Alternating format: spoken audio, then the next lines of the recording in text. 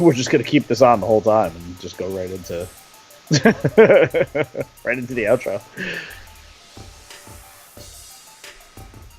Ah, yeah, we are live. We're back. Heck yeah. We are back. We are? Yeah. The live stream is health. Okay. E. It didn't pop up for me. Oh, it's there. Oh, so we're on. Give it a second. Is this on?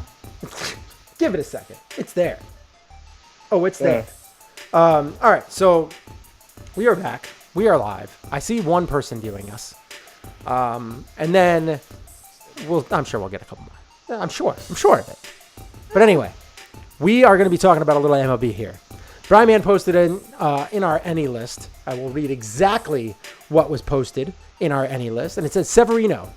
Luis Severino could change the landscape of the postseason for the Yankees. And I also think, does that change the whole dynamic of the playoffs? Like, is him getting inserted to the rotation, pitching the way that he's pitching, how much does that affect the playoffs in general in the MLB?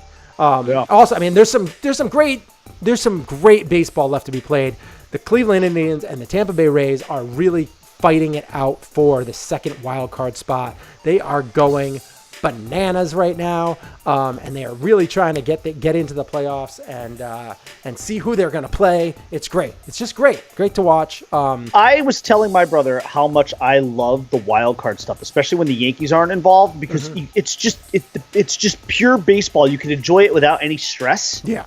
You just get to watch that one game wild card when the Yankees are not in it is so much fun for me. I love it. I love just watching that game on both sides, because you really you have no skin in the game, really. You really, I mean, you can just enjoy baseball. You can just enjoy baseball. It's kind of the same thing with football this year a little bit for me. Like, I'm not worried about the Dolphins winning or losing because they're just going to lose.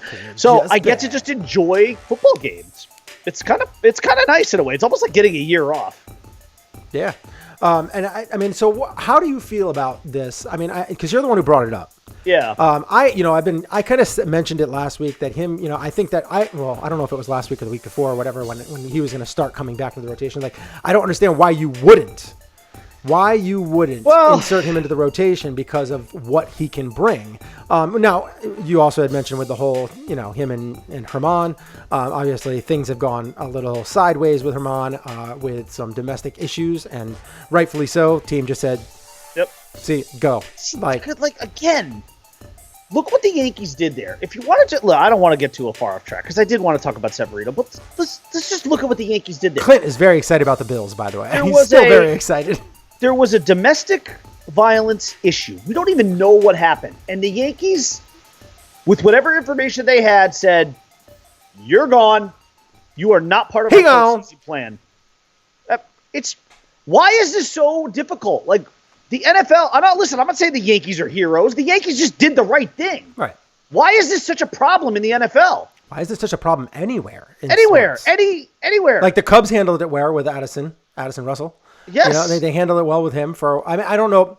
They definitely came back, but it didn't Is it me or just baseball just football just does whatever they want, and baseball is like, no, we're gonna do the right thing here. Yeah, we're gonna do what needs to be harder done. To do it. I think I mean, obviously with all the fighting it's about ridiculous concussions and stuff like that in the NFL, and just there's a bunch of stuff. There's a lot of issues. Listen, with the NFL. If you want to just compare apples to apples, look at how MLB handles domestic violence issues versus the NFL, and it's night and day. It's a joke. It's just a joke. And I'm sure there's a lot of people that are going to say, well, what about this guy? What about this guy? What about this guy? But overall, it's handled better in baseball because, we had the whole thing with Kareem Hunt last year. Kareem Hunt, he went out, was on camera hitting a woman, and in a hotel, got dropped, and then a week later, got picked up by the Browns? He's back. It didn't take much. Let's talk about Luis Severino. I don't want to talk about that. Yeah. It's so upsetting. We got sidetracked. So Sweeney Murdy, who's a Yankees WFAN correspondent. Do you like Sweeney Murdy? I do like. I love Sweeney. You do? I do. Yes, I do. I'm a big fan. Annoys me a little bit. I know I like him a lot. You know what? That guy's put in a lot of time. He has put in a lot of time. And he finally got the Yankee, beat, and I'm very, very happy for him. And I think he does a good job covering the team. But he had a tweet that he put out the other day. And here's what it said. It said, Severino has now totaled 9 scoreless innings his first 2 starts. 5 hits, 2 walks, 13 strikeouts. I asked the scout what he still needs to improve on. Here's his response. Well, that's 2 outings, and he hasn't given up a run yet. So if he's getting better, everybody else is in trouble. Okay. So, look, we're on Overreaction Monday, right? We don't want to overreact to anything. We don't want to go too crazy. Here's what I will say, though. That scout, if let's just assume that Luis Severino, this is the Luis Severino that we might see in the playoffs. Mm-hmm. Now, granted, he's pitched against the Angels and the Blue Jays. These aren't playoff rosters by any stretch. No. But look, you can only judge Angels, right a Mike Troutless Angel team, no less, right? So, but you can only only think judge. Vladdy played yesterday, did he? Vladdy Jr. Did he play yesterday? I don't think he did. Maybe not. Yeah. But listen, you can only judge Severino by what's thrown in front of him, right? I mean, it's not the schedule is not his fault. But this scout, I am somewhat inclined to agree with, because if Luis Severino, who when he's healthy and he's not tipping pitches, is easily one of the what? You want to call him one of the 10 best pitchers in the game? Starting pitchers in the game? Yeah, you could easily throw him in there. Yeah. I mean, you're getting that guy at the break at the end of the season. It's just like getting a trade. It's like making that trade. Yeah. And I do believe that Cashman was banking on this all along, but it was a risky strategy in my opinion, because there was a very good chance that Severino might not have come back. Let's say that. I mean, you can always fit in great pitching into your staff, no matter where you are. You could have the best pitchers in baseball. If you can get the 4th best, you go ahead and get the 4th best. So, I don't 100% agree with Cashman not going out to get someone like Mad Bum or anything like that. He still screwed that up. Totally should have. You can't just bank on it, because the more you have, the better you are. All I know is the Yankees still could have had Dallas Keuchel for nothing other than money. Right. That's still and I haven't looked at Keuchel's numbers lately. Last I checked, actually, they were pretty decent, but okay. I think they're okay. I'll tell you the one guy I'm really happy about. I'm really happy for. Just get a little sidetracked again. Sonny Gray, amazing year. He's going to get Cy Young votes in the National League. He's not going to win, but he's going to get Cy Young votes. He will. He's been tremendous. He will. Anyways, back to Sevy. So now this Yankees rotation going into the postseason, in whatever order you want to say, will be Severino, Tanaka, and Paxton. James Paxton. My God, what a turnaround. What an unbelievable turnaround. Well, he can go through streaks like this. Like, that's the thing, is that he can go through streaks that real great. Real I hope good. this is the streak. I hope this streak lasts, because he's 10-0 in his last 10 starts. Mm-hmm. That's actually a really hard thing to do. Yeah. To actually be 10-0 in 10 straight starts. It's solid. Usually you hit a bump in the road, even if you don't lose a game. Usually you hit like some kind of bump in the road where you're going up against another good pitcher, or you just, you pitch well, but the offense doesn't support you. And I mean, the guy's won 10 starts in a row, and let's be honest, he's pitched really well in those starts. Actually, his worst game was probably the one before the last one, where he only went 5 innings, but he still only gave up 1 run. Like, he didn't even have great stuff, but he still was good enough to win. But I mean, this has been a complete turnaround, because there was a point in the season where I thought James Paxton shouldn't even be on the postseason roster. Now you're looking at him as like, okay, like, you know what? I don't know what Sevy's going to give you, but you're going to throw Sevy, Tanaka, and Paxton up against probably Verlander, Greinke, and Cole, and you got to think to yourself, this team has a puncher's chance. They have a puncher's chance. You got Edwin Encarnacion probably coming back. It looks like it's going to be really close, right down to the wire, but it does look like Sanchez they're going to hopefully get him some at-bats, just to get him a few at-bats before the postseason starts. But my God. 5 games left, right? 5 games. Yeah, but they need him. Sorry, there's no other way to say it. You cannot. I love Austin Romine. Absolutely love the guy. Great backup. Great backup. The definition of a pro backup in sports that you want. Yeah. almost in any position. I mean, like, you could put him right up there against any backup in any other sport, and you can make an argument for him being one of the better ones. But listen, let's be honest. The Yankees lineup, they need Gary Sanchez. You got to have Gary Sanchez in this lineup. There's just you can make an argument that he is the best overall hitter on this Yankee team when he is healthy and he's right. Now, he may not be healthy or right, so who knows? But you know what? You got to have him in your lineup. And listen, the other thing that I'm like mildly encouraged about, even though, again, it's hard. You just don't want to overreact to anything at this point. But Giancarlo Stanton has not looked awful.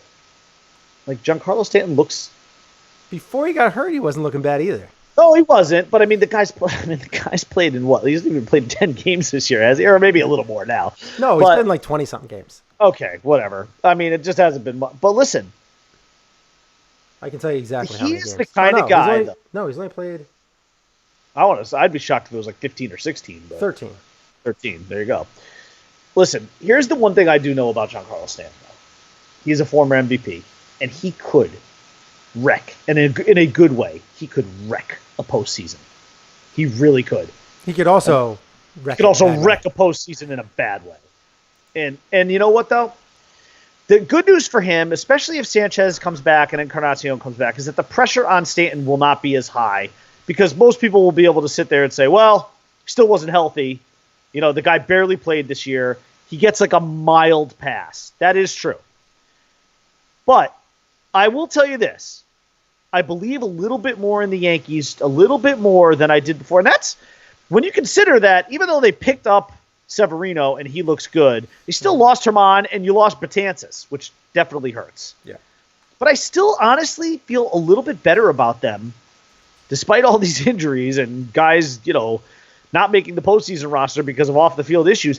I still actually feel a little bit better about this team than I did a week ago. And it's all because of Severino's 2 outings. And I don't want to put too much into it, but listen, you only have what you have in front of you. And right now, you have a 9-inning body of work. He's pitched a full game. He's got 13 strikeouts. He's given up 5 hits. He's only walked 2 guys. It's hard not to feel encouraged about that. I don't know. Where do you stand on it? I like it. I mean, I love it. I've been waiting for Severino to come back. I thought he was a great pitcher before. He obviously had some issues with tipping pitches last year, but I wasn't expecting him to be anything less than he is. So I'm excited for it. I think it's going to help out a lot. I think as long as he isn't found tipping pitches again in the playoffs, then you really have to consider, possibly parting ways with a little pitching coach that we both don't necessarily care for. You might have to get rid of that. Larry Ross out. Yeah, you might have to get rid of him, but I think I'm just excited about it. I think I'm very excited overall. The health is seeming like it's going to be there when we need it, and let's just keep our fingers crossed because obviously in playoff baseball, the hottest team wins. Glaber gave everybody the scare of the year the other day. The way he crumbled on that field. Oh my God. And then they're like, he's just like trying to get rid of the ball. Oh my God. I was like, well, there goes that. He's gone. He's been battling injuries all year. And amazingly, he kind of like pops up, stays in the game for another inning or two. Then they finally take him out. He gets the MRI. The MRI comes back clean. So he's fine. And Boone honestly, if Boone just wants to sit him, I'm fine. Okay. I mean, maybe get him like one more game in. Yeah. Yeah, right. But my God, just keep him off the field. But and the other thing that I want to say is DJ LeMahieu, my boy. This is a guy. I just want to his last 10 games. Okay, so 10 games ago, it was a doubleheader, and he went 3 for 11. That's good. Then he went 2 for 6. Then he went 4 for 6. Then he went 1 for 5, 2 for 4, 1 for 3, 1 for 4, 1 for 4. Then they benched him for a game. Give him some rest. Then he comes back and goes 2 for 4. Yeah. It's been an unbelievable year. Batting .329, 26 bombs, which is rare for him, and he will get to 100 RBIs by the end of the year. Still upsets me that he's not. God, I mean, he'll be MVP 5. He'll be in there. He'll be in the top 5. He will, and he absolutely deserves that. Yeah. I would actually say he deserves MVP 3. Yeah, he could. I would say between get there. Trout, Devers, and LeMahieu, I mean, I don't know how. Altuve will get in there. Altuve. And actually, Bregman, right? Yeah, that's why I think he'll be in the top 5. He should be in the top 5. Man, oh man, you could really make a case for him being the MVP. And you know what though? You know why the biggest case First, I would make second, for it? third. and just he's awesome. And he's been the one guy this whole year who's been healthy and who has kept this team afloat in a lot of ways. 108 runs scored. Because no matter who's been out, he has produced all year. I mean, he's got 108 runs scored, which is 133 singles, 31 doubles, 2 triples, 26 bombs, 99 RBIs, and total bases 305, batting average 329, OPS 900. What was the on base percentage? On base is, I know the OPS is 900. On base is probably just high threes. High threes, right? Probably 389, 388. No, lower than that. 377. 3 what? 377. Oh, that's it? Okay. That's it. That's good. I mean, that's it's good. For a person that bats at the top of the lineup. Good. That's great. I mean, Gardner, that's where Gardner's always been in his career, like around 380. I tell you, man, between Brett Gardner and DJ LeMahieu this year, two guys that one guy you expected to get nothing from other than being a cheerleader. He's given you 27 home runs. I mean, that's unreal. It is. I mean, that is unreal. I hate to say it, but like between him and Urshela, they've got to be like steroids. I think the thing that's the craziest is that DJ LeMahieu, the highest RBI total he's ever had in his career before this year, 66. Yeah. The highest home run total, 15. Now that's the shocking part when you consider where he played before here. Yeah. That's the shocking part. But then again, we also know that the balls are juiced this year. I mean, it's unbelievable. That's true. So like everybody's numbers are just exaggerated this year. You know, it's nuts. But I'll tell you, man, I do feel better about this team. I do feel better about them now. And Severino being part of that rotation, which he is now absolutely going to be, makes you feel a little better. Even Happ has pitched better. And I hate him. Oh. Have you always hated him? No. Right. No. You liked him last year. I did like him quite a bit last year until he threw like 5 pitches in the postseason against Boston. Then I hated him. Till JD Martinez took him deep over the monster into the Boston Knight, and it was 3-0. Then I hated him. Poor J.A. Happ. After he rode the subway and everything. Glad they gave him 2 years. All right. All right. I think that's pretty much it for our show. Is there anything else sorts related that you want to talk about before we hang up? No. No, we good? Yeah. Any suggestions of what to watch tonight? I mean, you said I already told you. If you watched American Horror Story 1984, put that on. That was very enjoyable, I have to admit. And what's funny, it was like I believe that there was a lot of intentionally bad acting in it, or maybe it was just bad acting, period. But it was still kind of enjoyable, though. I really liked it. Because, I just love 80s stuff. I'm still, stuck in the 80s in so many ways. So yeah. I love 80s-based genre material. You know how I can tell? Because this brings a smile to your face every time. Well, let me tell you something, brother. Yeah. It does. Hey, man, he's still around now. Forget the 80s. Yeah, but when you think 80s, yeah, if Hulk Hogan doesn't come to your mind in their top 10 things of the 80s, then you weren't born in the you weren't raised in the 80s. Right. That's. Hey, that would be a fun. That'd be like a fun. I don't even know if it'd be like a Mount Rushmore thing, but if we took decades and we did a Mount Rushmore of a decade, what would be your 4 heads?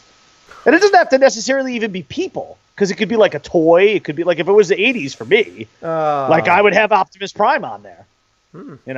He'd be one of mine. Hogan would definitely be. Well, there's 2 right there. Right off the bat, I've given you 2 of them. Probably Eddie Murphy. I'd probably put Eddie Murphy up there, man. Beverly Hills Cop, all the comedy. Channeling your John Gruden. I tell you what, man. Did I just give it? You're like, I definitely put him up there, man. I tell you what, man. Hey, Murphy's a pretty funny guy. Yeah. I don't know. I mean, I'm contemplating watching a movie tonight. I might do that. There's some about Spider-Man Far From. I saw that. I saw that in the theater. Why not watch it again? But the movie I did see recently, Booksmart. It's Smart. I've heard of that. It's with there's 2 young actresses, and it's kind of like a female version of Superbad almost. Okay. But yes. They're two smart women, 2 smart girls that they got into good colleges, but then they find out that everybody got into a good college, even though that they studied, they had they got a fake ID to get into a college library.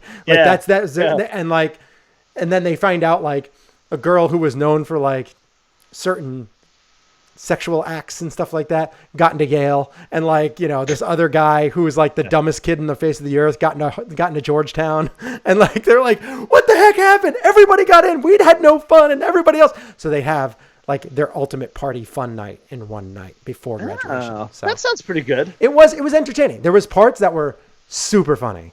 Like Jason Sudeikis is in it. Is he? You know Eve from Last Man Standing? Yes. She's in it. Yeah. She's like one of the leads. Oh, is she? Yeah. Oh, that's great. I like her a lot. She's awesome. I like her. She's great. Her character is one of the better ones. And Last Man Standing, absolutely. Yeah, because she's just like her dad. him. Yeah, she's him. Except she's like almost at times she's like almost even better. Like she does it better. Right. She could be like even like a more. Yeah, she's like an enhanced version of him. Yeah, it's good. But yeah, so the movie is I enjoyed it. I wouldn't say it's on par with Superbad, because Superbad is like in a class of its own. Like it's just a classic. Yes. This was good, and it was one of I can't remember what her name is, but it was her first directorial debut. Okay. But it was she's an actress, and I just can't remember what her name is right now. Okay. But yeah, it was fun. It was an entertaining, hour and 40 minutes or whatever it was.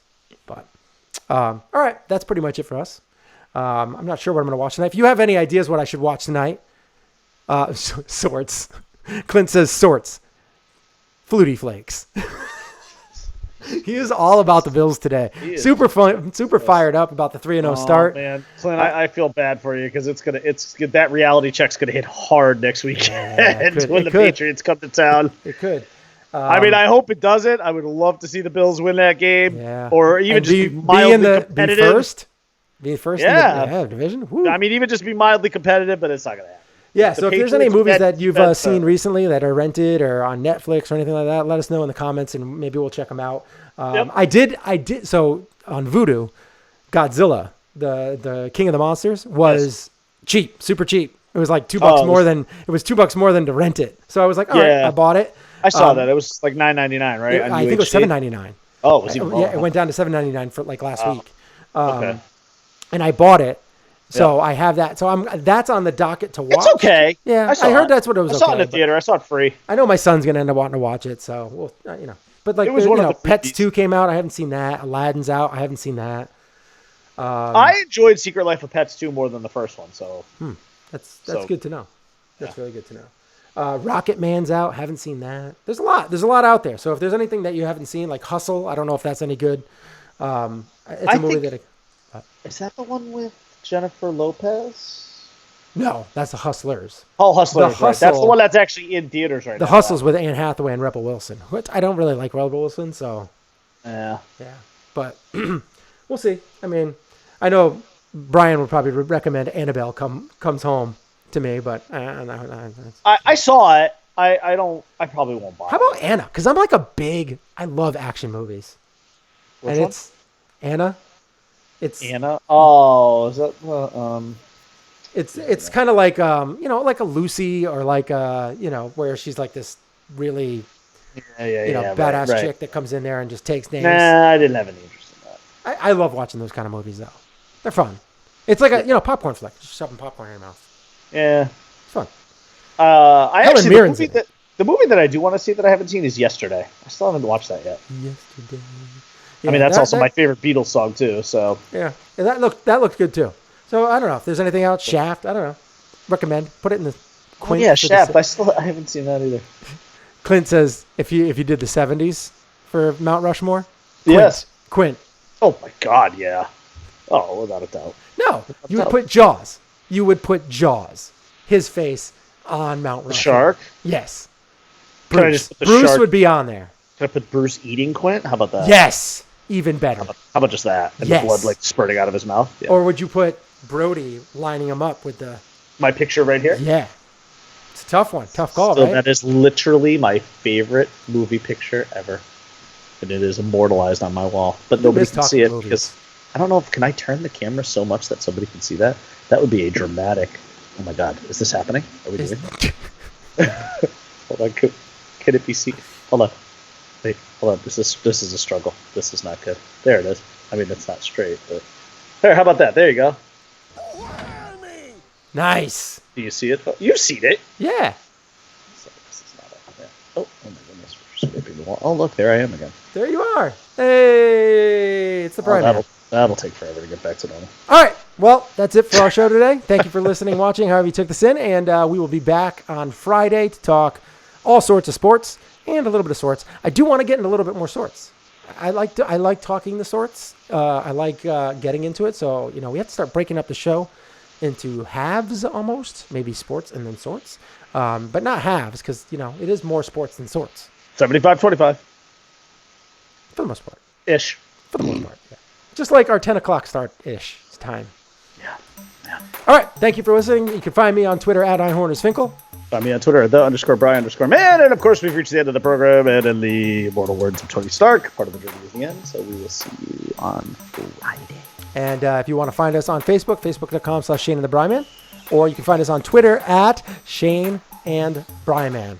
Let us know what you guys think in the comments, what we should be talking about next week for sorts or whatever. If there's any movies or anything that we should be watching, check us out.